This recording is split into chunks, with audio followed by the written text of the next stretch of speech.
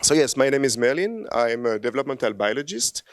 And today I'm going to talk about what I've been doing in the past. So I recently moved to Paris to establish my own team. But before I was at the Chan Zuckerberg BioHub in San Francisco, first working with someone called Loïc Royer. So Loïc is a microscopist slash image processing specialist. And then having my own small group and collaborating a lot with Loïc to establish this data set or resource of zebrafish development, where we combine multiple modalities, mainly transcriptomic and imaging. Okay, and today I'm going to talk about first all the technologies that we develop to build this resource, and then I will pick up like one example of the biology that we actually can do with those technologies. And I also would like to say, and apologize in advance, that I'm a kind of an outlier here, because I'm going to talk about microscopy, of course, but I will also introduce some concept of transcriptomic. So I am multi-scale because we look at a very large scale, but multi-scale also in the techniques that we are using. So as I mentioned, I'm a developmental biologist, and I'm really interested in trying to understand lineages. So what do we mean by lineages in developmental biology? It's like all the steps where like you have a single cell, like one egg, that differentiate and give rise to many cell types and many different type of tissues. And basically, it starts with fertilization and then the gastrulation, where you have the establishment of three main germ layers, the endoderm, the mesoderm, and ectoderm, and they will each then differentiate into very specialized cell type. And as you can see here, there is not much crosstalk, and no crosstalk between the different germ layers after gastrulation. And this is kind of the classical view of developmental biology that we know since long time, that has been done on multiple species, mainly using regular microscopy. And the idea that we had with Loïc when I joined the BioHub was really to use like new modalities to try to redefine lineages.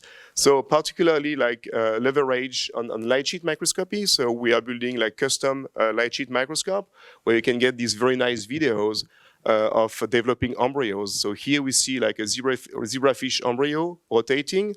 All the cells are in cyan, and we have in magenta the precursor of the muscle. And then we wanted to combine this cell dynamics, so this spatiotemporal information, with some molecular identity of the cell.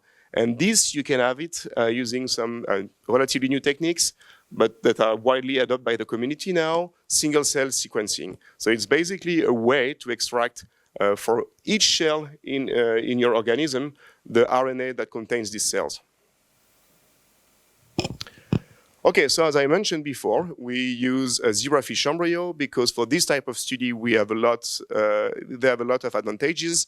Mainly they are transparent and small, which is very nice for microscopy. They are vertebrates. They share 70% of human genes. They have a fast development, so what happens in days in mouse or in human weeks takes hours in zebrafish. And then they also have like very interesting physical properties, like they can regenerate. So the idea that we had was really to try to combine all these technologies to develop a resource, like an accessible resource online, where people can dive into our very complex data and try to do biology with our data. So again, we did some light sheet microscopy, so we were able to reconstruct like the spatiotemporal lineages of the cell. And in parallel, we did some single cell sequencing. So here where you can see, it's a UMAP. So the UMAP is a way to represent this very highly complex data of single-cell sequencing, where each dot is a cell, and the cells, so the dots with the same molecular identity will cluster together. And then on the top of that here, we managed to represent the lineages. So we did something that is called RNA velocity that I will introduce to you later. So basically, with the light sheet microscopy, we can recover kind of spatiotemporal identity of the cell, and with the transcriptomic, we can recover some transcriptomic lineage identity of the cell. And the idea was really to try to combine together these two modalities. So we'll start with the sequencing. So what we did was to generate an atlas of zebrafish development. So we sequenced 10 stages. So right after gastrulation, because as I mentioned before, we are mainly interested in trying to find out what's happening in terms of lineages. So before gastrulation, it's like the establishment of the gem layers. So you have a lot of crosstalk between the different gem layers. So what we wanted to see is really like the lineages formation and the differentiation of the different tissues. So we start at this stage, that is 10 hours post-fertilization, up to 24 hours fertilization. We sequence 5 time points. And then we also sequence 2 days, 3 days, 5 days, and 10 days embryo. We have a single fish resolution, so we're also able to visualize the genome for individual, and then you can plot the resulting data in your UMAP. So it's a way to reduce the data again, where each dot corresponds to one cell. And then you can color code your UMAP for different features. So here you see the cells that are appearing depending on the stage or where we sequence. So it's color coded by sequencing stage, with like the blue dots being the very early stage and the greenish dot being the later time point. And it's very interesting to see, so it's more difficult to visualize this in 2D, but that we have at the beginning of the branching, at the beginning of your object, you have the early stage cell, and then you see a progression and you go toward the more diverse cell type. So basically, just by doing this computational analysis of UMAP, you can extract features about sequencing that is telling you information about the cell stage. So then you can do Leiden clustering of your UMAP and look for genes that are highly expressed in the different cluster. And then based on this gene, you can define the cluster identity. So for instance, if this cluster is expressing a SOX2, which is a transcription factor very important for a neuronal differentiation, you expect that this cluster is a neural cell cluster. So, and again, it works pretty well. So if you look at highly expressed genes, you basically realize that you have features that are like really common for like specific cell type. So additionally to encoding for some temporality in your object, you also encode for like a spatial or like molecular identity of the cell. And as I mentioned before, it's a resource, so we really try to make everything accessible and those data easily accessible for the community. So you can go on our website, zebrahub.org. You have the imaging data, the transcriptomic data. So this is the transcriptomic tab. We explain a bit what we have been doing. You have the different data set, and then you can directly in your browser explore the data set. So it's launching a software that is called Cell by Gene that is developed by our sister organization, Quebec Biohub. You can color code your UMAP for different features, and you can even look for some genes that are highly expressed or not in the UMAP. And now we have a new features where you can do directly in your browser differential gene expression. So that's great, but it's a static snapshot of what's happening. So really what we wanted to get is to try to extract like the dynamic of the transcription. And for that, we use a technique that is called RNA velocities. So I won't go too much into the detail, but the idea is to look at the splice versus unspliced RNA. So the unspliced being like the time before and the splice being like the time 0. And then you can like do some differential equation and basically get a vector that will be like the future state of the cell in the transcriptomic space.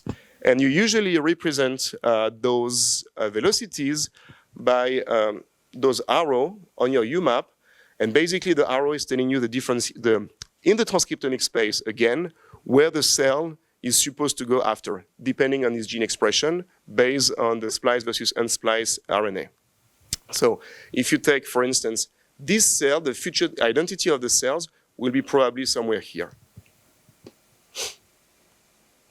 So we did that for the entire object, so the whole cells that we sequence, and you can get this very nice dynamic UMAP where you can see the flow of the cell. I will show you like a more clear example later, but it's usually working pretty well. So you see the flow of the cells in the expected future state of the cells. For instance, you see the progenitor neurons that will give rise to mature neurons.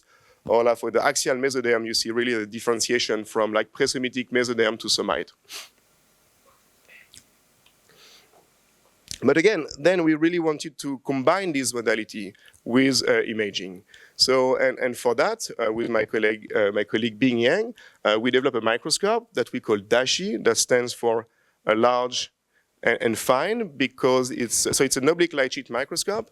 And why we decided to build a new microscope and not use like the conventional microscope or like, let's say, like the Philip Keller style microscope.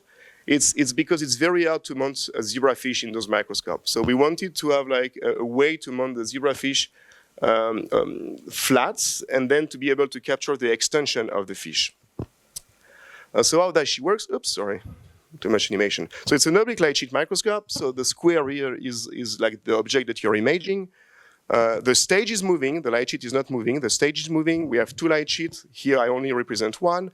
And then you do remote imaging. So you basically regenerate an image of your sample in what we call the second microscope here, where you use where we use a big objective that we call the king snouty that allow you to image this oblique object. And again, this is really based on a discovery made by our collaborators in Calico, Andy and Alfred, who developed first this original snouty, but then when we started to discuss about our microscope, we, in collaboration with them, developed this king snouty. And it's worked super well. So again, because you move the stage, you can image large field of view. So this is 3 millimeters, but now we did imaging on like even bigger object. And because we use a snouty that has like a 1.0 NA, so you can see it's a pretty massive objective. As you can see here on the right, the resolution is super neat. And so for this, I won't go too much into details, but it's a monster in terms of data. So we acquire the volume of a fish, so the entire volume of a fish with one light sheet every 20 seconds. So we have like 2 volume of the fish every 40 seconds.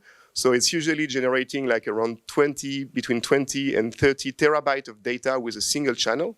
And then you have a lot of image processing. So it's an oblique light sheet, so you have to disque the image. We do the bit of denoising, deconvolution, fusion. And really when I started, it was taking us like weeks to image the data. But then Jodao and Loic developed like a fantastic pipeline. And now it takes, of course, with GPU accelerated processor software overnight to analyze the data. But then you have those, and again, in the same principle as for the sequencing data, you can go on the website and directly on your browser, you can navigate the different data set that we acquire. So you have the 3D vision, the different orthogonal views, and this is based on NeuroGlancer that has been developed by Viren Jain and Jeremy Martin Shepard at Google. And they developed that mainly to see a big data set directly. And we adapted to see it directly in your browser. Okay, so you have those beautiful images, but then the next step for us to try to really reconstruct the lineages is to do cell tracking. And cell tracking in 3D, as we have seen before, is super complex. But then Jodao in the lab is working is a PhD student working with Loic at this fantastic idea of leveraging on temporality to do tracking. So why tracking is hard? Tracking is hard because, as we all know here, nuclei segmentation is hard. I say nuclei segmentation because we mainly use nuclei marker in our transgenic line. So we have like a very, so this is like an optical section of a zebrafish embryo. We have well-defined and well-segmented nuclei, but you can see whenever it's becoming hard for the eye to do segmentation, it's also becoming hard for the software to do segmentation. And if you see this, you basically have like 2 solutions. So this can be either like 2 nuclei or 1 nucleus. So what is like the good answer? And the idea of Jodao was, do we really need to look at each individual time point? Can we not try to look at like the temporality dimension to try to resolve this issue? And basically the idea of Jodao software is to look at what's happening before, so the time point right before, and the time point right after, and based on that, do kind of a statistical analysis matrix, and define what's happening at the time point that you are looking. So the way Ultrack works, so the Ultrack is the name of the software, is that it's leverage on many published segmentation tool. So it does a lot of segmentation for every time point, and then it do a kind of a statistical analysis based on the time point before and the time point after to reconstruct the tracks. And it works super well. It scales well as well, so it's very important for us because, as I mentioned, the data that we have are huge. So we are talking about like millions of cells, and it works super well. We can see in this very nice video. We extracted a lot of single track that we manually checked using like the orthogonal view to make sure that it's working super well. So you can see here a track in the different X, Y, X, and Z, and X orthogonal plane. At some point, I think you will see a division. And even though it's sometimes very crowded and hard for the eye to discriminate what's happening, Ultrack is doing a great job. So to benchmark usually segmentation and tracking solution in the community, we have a tracking competition, and actually Ultrack is doing the best score for every like 3D data set with time. So again, it's very important. Ultrack needs time, and you need like a very high time resolution to work well, because you really need to try to find what's out before and what's out after with a very high resolution. Okay, and what was very interesting for us is that it's beating deep learning algorithm for the 3D data set without deep learning. And as you know, we had like a discussion before, it's probably because we are missing ground truth in 3D, and it's very, very hard to annotate this data. Okay, so but you know, still, if I look as a developmental biologist, if Ultrack can do super well, but if I look at this and I want to try to analyze a single cell, it's becoming very, very hard. And reconstructing lineages at this scale will make something extremely like busy and very, very hard to evaluate. So with Jodao, we had this idea of create an Apari plugin where you can load the tracking data, load the images, and then you can select an area of interest and do what we call in silico fate mapping. Based on the tracking, so I will show you how it works. So this is Napari. You can select a group of cells in Z. You have different parameters, such as the size and the number of cells that you would like to track around this. And then, so this is run on a workstation locally. So it runs. It does come with a linear fit to try to correct if you are losing the track at some point. And basically what the software is doing is kind of an in silico experiment directly in Napari. So we selected a group of cells, and then now we are looking at the prospective fate of those cells based on the tracking data that we acquired. So this is great, you know, it works, so it's something that we publish with the cell paper, with the resource paper. But then like Turn in Loic's team was like, imagine if you can do that directly in your browser. So imagine if you can load like all the published light sheet data set and then be able to select a group of cells and do directly tracking in your browser. And it's actually what Turn did. So I did this kind of cloud website where you load not the tracks, but like some points, some cloud time points, and then you can select a group of cells and do forward and backward tracking directly in your browser. And you can do that, of course, for our zebrafish embryo, but he also incorporated the some selected data set from the C. elegans to the mouse embryo that has been published by Kate McDowell and Philip Keller. And then directly in your browser, you can select a group of cells, you can choose parameters. The website is very well explained.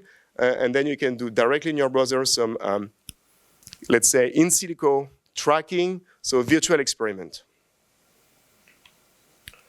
Okay, so this is kind of the state of the art of our resource. So we have these two very complex data sets. One is sequencing, where we are looking at the lineages based on the RNA information. And the other one is like imaging, where we are looking at the spatiotemporal relationship between the cell. But of course, you know, like we want to study lineages. And the idea was to try to find a showcase where we can see basically what really, that what we are doing is not only like fancy technique, but it can also apply to biology. So we went back to the data. So what you see here, it's a UMAP. So again, it's like transcriptomic data. One dot is one cell. This is color-coded by the annotation that I did. So basically, each cell, each cluster, they have an identity based on the gene that they are expressed. And then on the top of the UMAP, we superimpose the velocity. So again, velocity is this technique to try to understand the future state of the cell in the transcriptomic space. And as I mentioned in my introduction, or early in my talk, we started sequencing right after gastrulation. So after gastrulation, you don't have any crosstalk between the gem layer. And what we were very surprised to observe is that between the neural tissue, so it's this group of cells here, between the neural tissue and the mesodermal tissue, you have a population of cells. And this population of cells give velocity that goes toward the two direction. And again, this is kind of counterintuitive because if you look at the classical description of development, so if I define gastrulation between the establishment of the endoderm, mesoderm, and ectoderm, normally there is no crosstalk between the neural tissues and the dorsal mesoderm. However, based on the data that we have from transcriptomic, it seems that these two layers are communicating. So we look a bit in the literature, and actually we discovered that people describe in many vertebrates a population of cells that is located at the tip of the embryo. So this is my zebrafish embryo, this is his tail, and basically people discover that at the tip of the embryo, there is a population of cells that express two transcription factors, TBXTA, that is very important for mesodermal development, and SOX2, that is very important for neural development. So it seems that you have a population of cells that co-express these two genes that are very important for two different gem layers differentiation. However, like nobody have really been able to see what's happening. I mean, what is like the fate, what's happening if you look at the NMPs alive. So what we decided to do is to first start from the transcriptomic data because, looking at the UMAP that I've been showing you before, it's kind of clear that we have this group of cells that give rise to cells that goes toward, in what we call the transcriptomic space, so only based on the RNA expression, you have this group of cells that give two fate. So we cropped our object. We basically only selected the cells that are close to this cluster, and then we generated a new UMAP to try to have a kind of a zoom in really on what's happening there.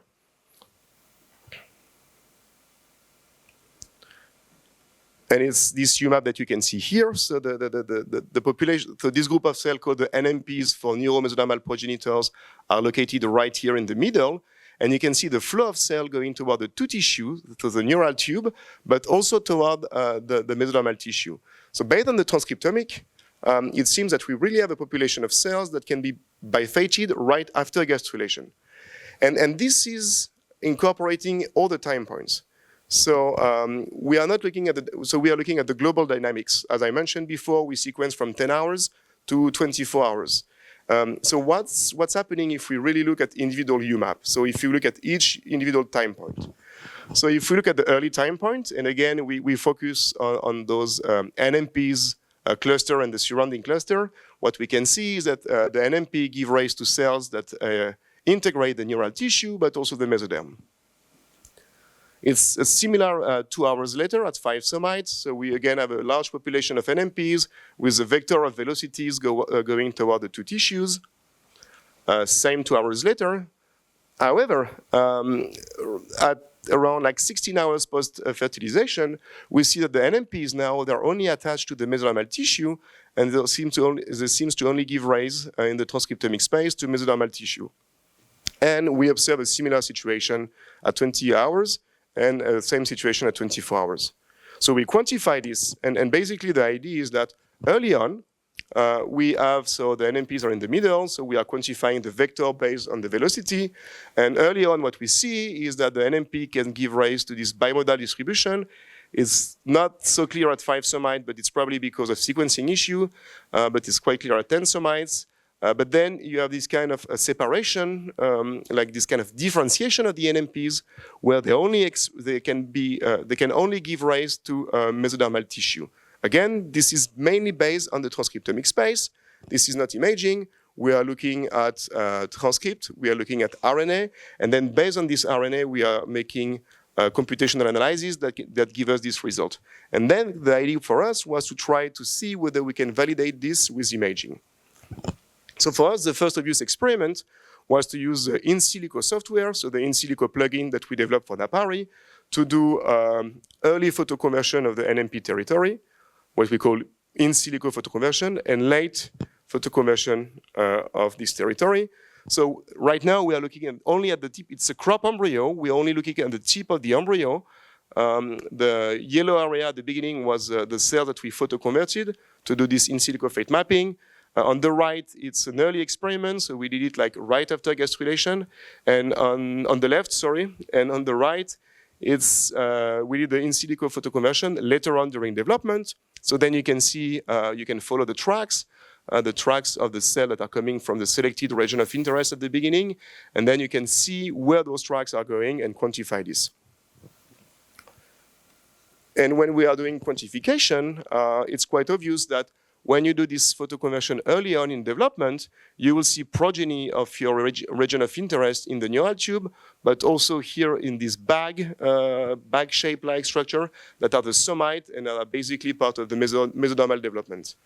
On the other hand, if you do a similar experiment, but now you do the photoconversion later on, so around like mid-somatogenesis, 15 hours, the progeny of the territory is only integrating the mesodermal tissue. But this is, again, based on in silico fate mapping. So what we then did is that we implemented a photoconversion arm in the light sheet microscope to be able to do photoconversion of the NMP territory, just to make sure that, to validate further in silico approach, and just to make sure that really what we see, meaning that the late NMPs only give rise to mesodermal tissue, is real. So what we are doing here, it's photoconversion. So we only look at the tip of the embryo, the tail of the embryo. We photoconverted the NMP territory, and then we look at the distribution of the progeny. So we see the extension of the tail. It's a bit laggy compared to the other video because we have like 2 channels that we need to acquire. And if you look later on, what is becoming quite obvious is that the progeny is again only integrating the somite. So somite is a mesodermal tissue, but there is nothing in the neural tube.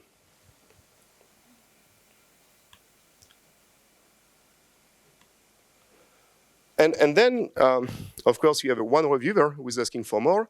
So what we did, we used Ultrack to do a tracking of the photoconverted cells just to quantify, to be able to make sure that it's not like a salt and pepper population, that we really have cells that can divide and then give rise to a cell that is integrating neural tube, and the other one integrating the mesodermal tissue. Okay, so now we are following one cell. I hope it's kind of obvious. Yeah, we see this cell well.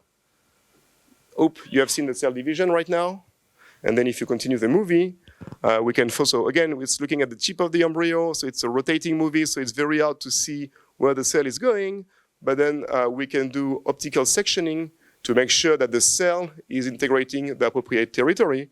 And in this case, one cell that is giving rise to 2 daughter cells, and one is integrating like the somatic tissue, and the other one, the neural tube.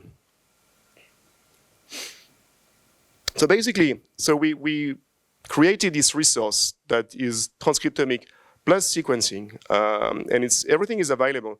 So except for like the tracking and the in vivo photoconversion, all the data that I've been showing you around the NMPs, so these pluripotent progenitors, are publicly available, and you can directly do that in your browser.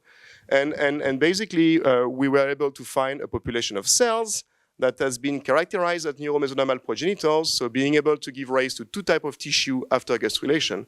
But it was unclear what was really their fate, and what we have been able to show is that early on, they are really like neuromesodermal progenitors, so they can give rise to mesoderm and neural tissue. However, at mid-somatogenesis, so like 15, 16 hours post of zebrafish development, their fate is becoming more restricted, and even though they're expressing those 2 transcription factor, SOX2, important for neural tissue, and TBXTA or brachyury, very important for the mesodermal tissue, they're only giving rise to daughter cells that will integrate the mesodermal tissue. So as you have seen, the kind of logic behind ZebraHub was really to develop like resource that are creating like this huge data set, and that like, not many places in the world can do, but like give access to this resource to the community using mainly our website, zebrahub.org. And then now the idea that we have, the vision that we have at the BioHub. So it's, I moved, but I'm still collaborating with the BioHub. It's really to try to make sense of this data using some modelization, and then try to be able to validate this using perturbation. And the grand goal is to ultimately being able to build what we call a virtual embryo, where you can do directly like in silico experiment in your browser, and that will be validated by us using some genetic modification. Okay, I'm right on time. So yeah, a lot of people to thank. First of all, Loic, with whom I'm starting the project.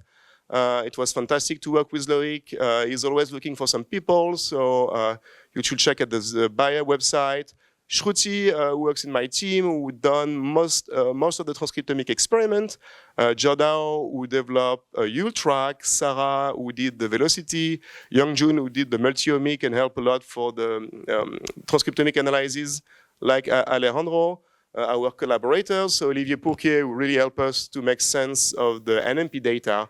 Mathias Serra, who helped us to show something that is not in the talk, but is basically like modelization of biophysics modelization of what's happening using our images. Robert Haas for the microscopic control, and Andy Yoke, who developed the big snouty objective. And a bit of self-promotion. So as I mentioned, I just moved recently at the Vision Institute, or Institut de la Vision in Paris, and basically are going to use the tools I just presented you to study human development with a big focus on human retina. So I'm always looking for motivated people. So you can just like send me an email or come and chat with me directly. And I also would like to say, I'm back in France after 11 years away. I know this meeting is, there is a lot of French community doing like microscopy. So, if you would just like to chat, I will be very happy, to make connection. And for me, it's very important to be here for networking. Okay, thank you for your attention. Thanks for this talk. So, at the moment, you're connecting the transcriptome data and the 3D a bit on a case-by-case basis by knowing where to look for the cells you've identified from the transcriptome data. Do you have planned to use spatial transcriptomics to actually map transcriptome in space and do a bit what you're doing? Yeah, no, definitely. I mean, spatial transcriptomic in 2D is very useful, but like what we are trying to do here, it's things at scale. So we are definitely interested in looking at 3D protocol for spatial transcriptomic. Something else that we are really working on, it's like barcoding technologies. Barcoding technologies for DNA, where you can have a readout in the transcriptomic space. So basically being able to do single cell sequencing and find out like lineages, lineages, genetic identity based on this barcoding, but then also add a color, kind of a rainbow combined with genetic tool. So people are doing that in like big technology lab like Jonathan Weissman in Boston. And it's definitely some technology that we would like to apply. So me switching more to human embryology, it's a bit hard because, we don't work with live sample. But like, yeah, we have projects to work on that more with zebrafish embryo. Thanks.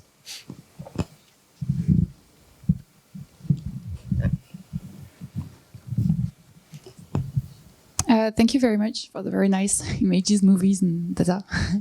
I was wondering if you know other human models, in vitro models, for example, based on iPS cells, where we can have this kind of bifided pluripotent stem cells, that we could think that it's a bias in our model, for example, that in fact could be very interesting to study. So yeah, there is like organoids now that are recovering these NMP cells. So I'm thinking about like Stéphane Nedelec in Paris. And then regarding like more like the biophysics aspect. So with Mathias Serra, who's a biophysicist, we basically like try to do like a biophysics model of explaining why we have this bipotent cell.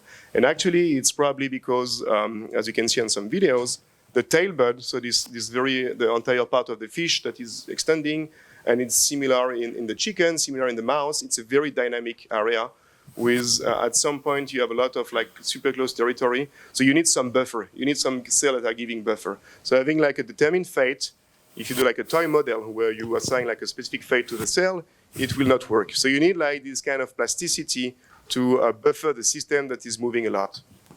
And yeah, so the video I wanted to show you, it's like, yeah, this one or a bigger one, yeah. This one here, so the NMP will be here, as you can see. We call it like the washing machine. It's like, it's kind of a vortex with all the cells going around. So if you have like a territory of progenitor, it will probably not work because, the progenitor will, mess up everything because there is so much movement that you need this plasticity that we have seen with the NMP. Thank you. I have a question also. Is one of the fate? It's me. Oh, sorry. Yeah. Is one of the fate death? And if yes, can you track that? Yeah, so we, Jodao has implemented, so we have the same question for cell division, how the software is doing with cell division. So cell division is taking into account cell deaths, not yet. I think it's something in the new version that is implemented, but we did not quantify cell deaths.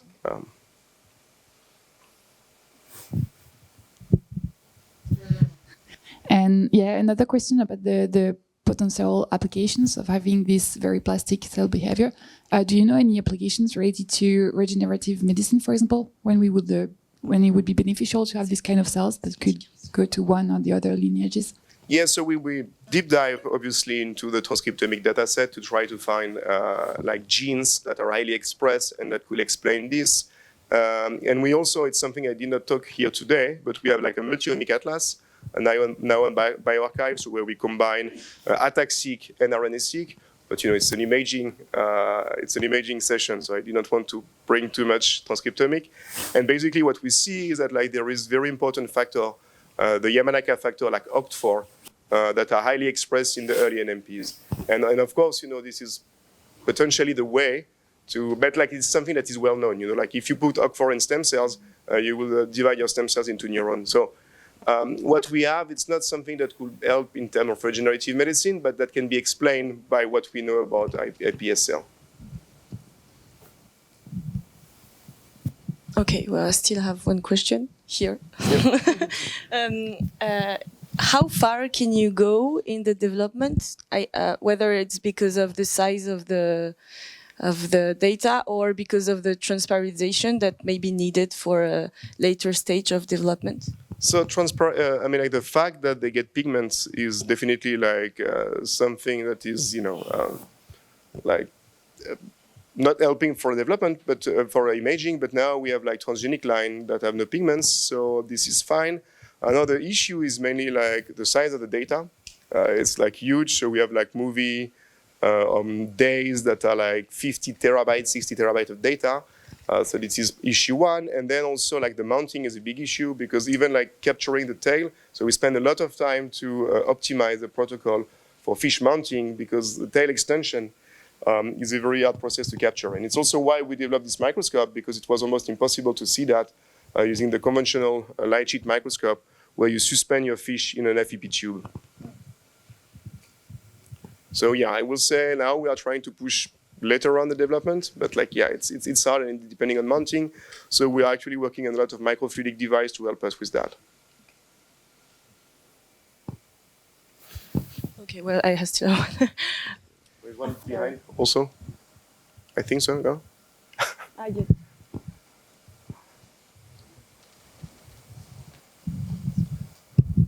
Okay, thanks. I have two questions. The first one is, do you have any evidence that this NM progenitor are involved in developmental robustness? And is there a difference between ovipar and vivipar for the presence of these cells? Excellent bio question. For the robustness part, as I mentioned, before, I think, these kind of washing machine things that we observe, what we call like the buffer event. I think it can be seen as a robustness event. And for the second part, I don't know. I know that it's mainly in vertebrates, but I'm not sure like if they've been like found in other model organism. Sorry. Thanks. And just a curiosity question: how much does two embryos are similar? Is it exactly always the same fate, the same tracking, or is there some stochasticity? There is a lot of stochasticity. I think it's why studying. I mean, like, no offense against C. elegans, but C. elegans, like, it's a super like stereotype. So you can trace the lineage. It's a bit more complex when you have like so many cells like that. So yeah, we see a lot of stochasticity. We also did, as I mentioned, the single cell sequencing has been done at fish resolution. So we know like the level of expression of transcripts between different fish.